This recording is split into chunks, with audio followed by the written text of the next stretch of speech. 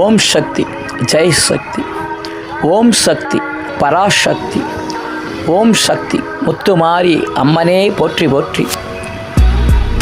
ஆடி வெள்ளிக்கிழமை, இரண்டாவது ஆடி மாத வெள்ளிக்கிழமையை முன்னிட்டு இதோ இங்கே அன்னை முத்துமாரி அம்மன் முற்றிலுமாக காய் மற்றும் கனிகளால் அலங்கரிக்கப்பட்டு அருள் காட்சி தரக்கூடிய ஓர் அற்புதமான காட்சியைத்தான் நாம் தற்பொழுது பார்க்கின்றோம்.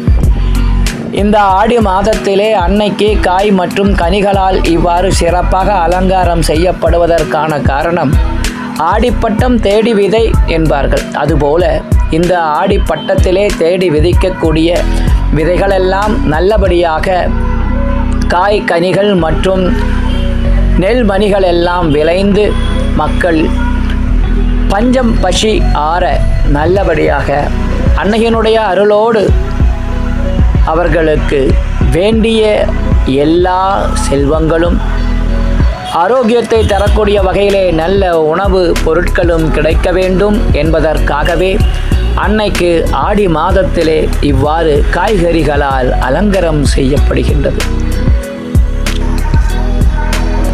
நாம் விளைவிக்கின்ற பொருட்களை எல்லாம் அன்னைக்கு நாம் இங்கே நைவேத்தியமாக படைக்கக்கூடிய வகையிலே அன்னையை இந்த காய்கறிகளால் அலங்கரித்து அன்னையினுடைய அருள் வேண்டி பிரார்த்தனை செய்கின்றோம்.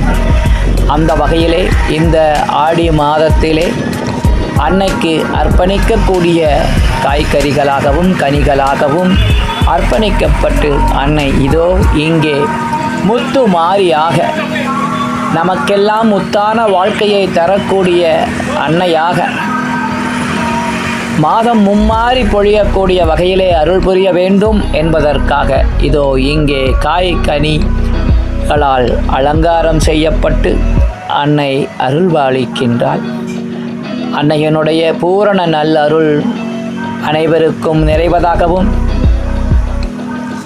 பஞ்சம் பசி பனி பட்டினி என்று எந்தவித நோய் நொடிகளும் இல்லாமல் மக்கள் நலமுடன் வாழ்வதற்காக அன்னை அருள் புரிவாளாக என்று வேண்டிய வண்ணம் இதோ இந்த முத்து மாரியை நாம் சரணடைகின்றோம்.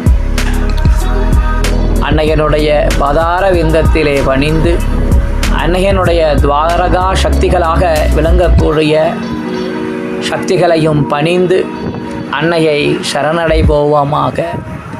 ஓம் சக்தி, ஜெய் சக்தி, ஓம் சக்தி, முத்துமாரி.